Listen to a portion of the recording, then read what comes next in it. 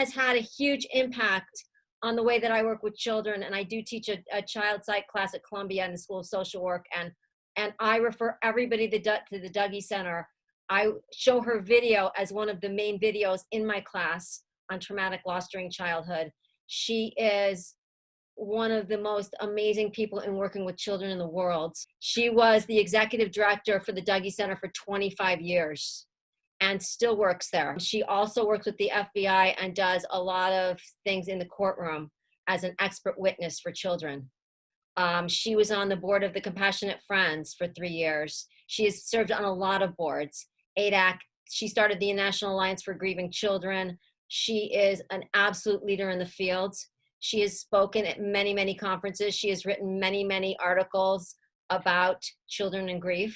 If you need to know anything about children in grief, please go to the Dougy Center, because the references and the information they have is absolutely second to none. And she has trained people all over the world on how to recreate bereavement centers that work with children. She is a bereaved sibling to her sister Lynn. So yes, Donna is unbelievable. Thank you so much for inviting me, and it's an honor and a privilege to be here from Portland, Oregon, where the Dougy Center, the National Center for Grieving Children, runs programs for bereaved children as young as 3 up through young adults, which we're actually calling up to sort of 40-year-olds. In prior to COVID, 70 different ongoing peer support groups, along with all of the adults who accompany those children, parents, grandparents, sometimes an aunt or uncle, over 550 children every month, and about 400 of the adults in their lives. And those groups are ongoing every other week for an hour and a half. They're divided by age, 3 to 5-year-olds, 6 to 10. We have overlap 10 to 14. We have teen groups. We also have Spanish-speaking Esperanza group, and we have a program for families who have a family member with an advanced serious illness like ALS or cancer, working with those families prior to a death. And we've been working here in Portland since 1981, have helped to train and start about 500 programs based on our model throughout the United States and into parts of Italy, Germany, Rwanda. And for more information on the Dougy Center, just go to dougy.org. But I want to use the brief moments that I have with you today to just talk about a few things that I've learned from grieving children and families over the more than 30 years that I've been associated with the Dougy Center. And for those of you who are grieving the death of someone in your life and listening to this, whether that death was 20, 30 years ago, or whether it was this week, whether it was from COVID-19 or accident, illness, suicide, homicide, what I can tell you is, and I hear this all the time as I'm still on the board of the Compassionate Friends, parents who've had a child die at any age, that you never get over that. And when we use words like resolved or done, or as if there's some magic finish line to grief, I think we're discrediting the experience that we have when someone in our lives who was so important to us has died. My 91-year-old mother lost her first child 5 days after birth to death. And she's 91. She's lost her short-term memory. She hasn't lost her long-term memory. She still talks about her daughter, Lynn, and how she remembers her face and her fingers. And you know what? I think it's as it should be. And I can't speak for anyone who's watching, but I know I can speak for myself to say, when I die, I want to be remembered. I want people to remember me and to laugh and to enjoy life and to cry and to miss me. So one of the things I want to just say is grief is complicated. And we hear a lot about complicated grief. And I think that, yes, there are people who can benefit from quality, and I want to emphasize quality professional help, because there are a lot of therapists out there, and I've heard a lot of horror stories about therapists who are not trained, they're not grief informed, they're not trauma informed, and they give sometimes very bad advice to people. So I'm not anti-therapy, but I am anti-bad therapy. So I think that we need to recognize that grief is complicated because people are complicated, because relationships are complex. And as we go into this time now with COVID-19, these aren't normal times for any of us. We have not experienced this kind of separation from our friends, our family, from the routines that would accompany us when we're grieving. Again, whether that death happens post COVID-19 or pre-COVID-19. And one of the things we're hearing from a lot of our families who've had a family member die is, now when people say, "How are you doing?" what they mean is, how are you doing since COVID started? Not so much, how are you doing since your dad died, since your sister died, since your brother died? And in some ways, in a lot of ways, they're expressing that they feel like their grief has been diminished by the fact that we're all grieving losses, not just deaths, but losses of life as we knew it. And I'm just hoping that we don't pathologize each other for those normal responses to an abnormal situation. And we don't have to pathologize people in order for people to get quality, either professional help or the support of others. There's so much research that just shows how much support can help each other. That's why we do these Zoom calls. That's why we still call each other, why we need connection. We need people in our lives who can understand what we're going through and with whom we can share what we're going through. So I hope that we don't all have to become pathologized or told we have complicated grief or other mental disorders because we're going through normal responses in an abnormal situation. Please understand also that we all grieve differently. And we grieve differently based on the relationship you had with the person who died. So I grieved my father's death 15 years ago very differently than I grieved my friend Carrie's death, who jumped off a bridge in Portland about 2 years ago, because they were different people. I had different relationships with them. I had lots of different feelings. So not only do we all grieve differently, some people cry, some children talk, some don't talk, but we know too that children express their grief and their other things that they're wondering and thinking about and feeling often through play. So if any of you have young children, watch their play with them. Let them direct the play. Let them tell you what to do.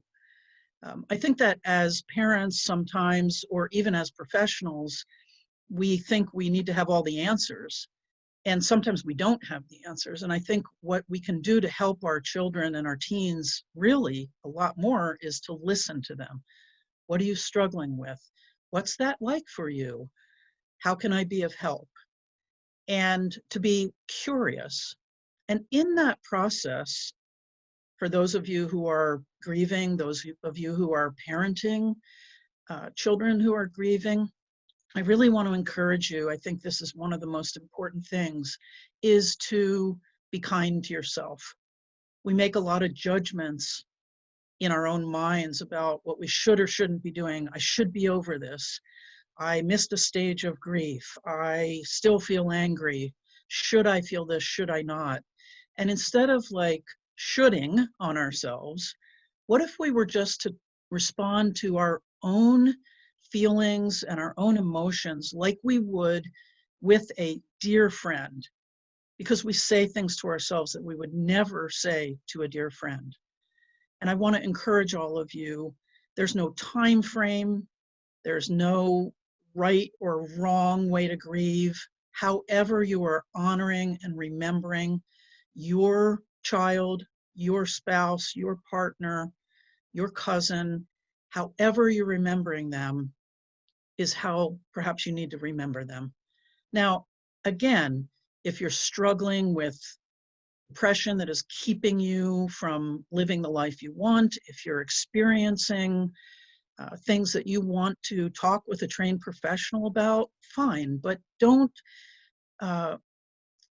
over judge yourself for how you're grieving. I want to say just a few things about children also and teens, that this is a time where some of us wish we didn't have to be as honest with our children as we need to be with COVID-19. So we have to tell them, young children, there's a germ, there's something happening. They don't understand why we can't hug and see our friends. And so we've had to be really honest with them.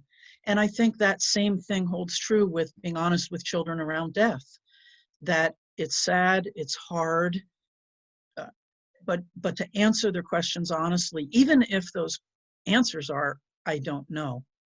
I know a lot of people have talked about struggling with their teens under normal situations in the world, not quite understanding, is my teen grieving? They're acting out. Is that because of grief, or is that because they're a teen?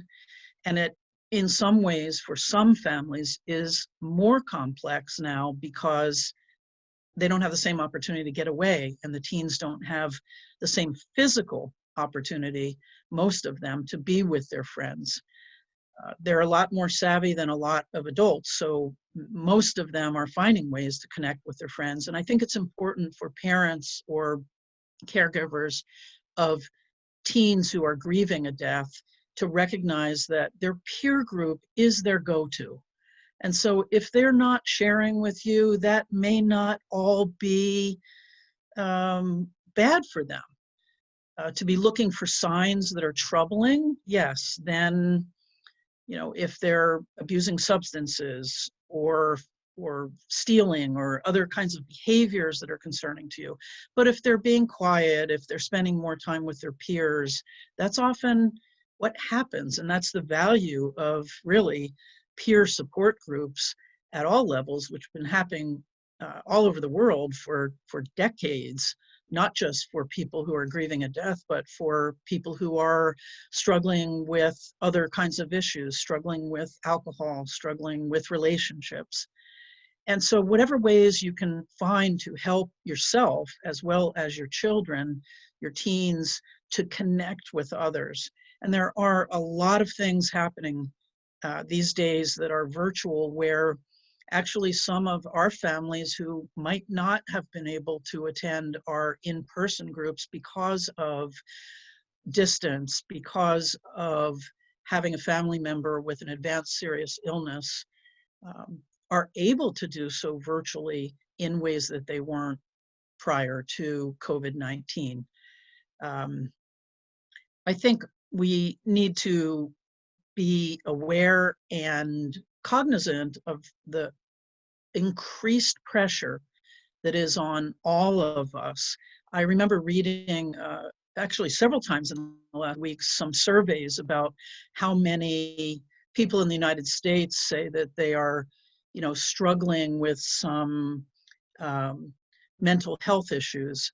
And unfortunately, you know, mental health has such a negative connotation sometimes in our world, in our community, as if there's something wrong with you, as opposed to, no, I'm struggling with my anger, with my frustration because of often external situations like the restrictions of COVID-19, or like the fact that we didn't get to be with our person who was dying, or that friends of ours have died and we get an obituary, we read the obituaries that only say services will be held like someday in the future. It's a disservice, and it feels dishonoring to people that we love. So the surveys saying about 50% of people in the United States feel that they have had some struggles with their mental health since COVID-19. And I'm sorry, I just can't help but wonder what's wrong with the other 50%. You know, it's like, how could you be in this and not have some struggles? So while there definitely can be positives, that come out of this. I'm hoping that the combination of recognizing how much our connection means, so when we get to reconnect, it'll mean more, with the emphasis on social justice, the Black Lives Matter movement, that we will become more caring, more compassionate with each other. That may be a positive outcome of all of this. I certainly hope so. But it doesn't mean it doesn't still kind of feel bad in the meantime. So all those range of emotion and expression, for those of us who are not currently grieving the death of someone, all of those are heightened and deepened and even more intense when someone in our lives has died, or we're even more aware of their loss in our daily lives. And again, whether that death was 30 years ago, 3 years ago, 3 days ago, the time doesn't matter. The people that we love and we care about will be a part of us until our last breaths. I want to thank you again for this opportunity, and just a few resources that are available if anyone is listening that is interested in knowing if there is a grief program for children and families, teens and families in their area. There are many across the United States and into other countries. You can look on our website at dougy.org, DOUGY.org.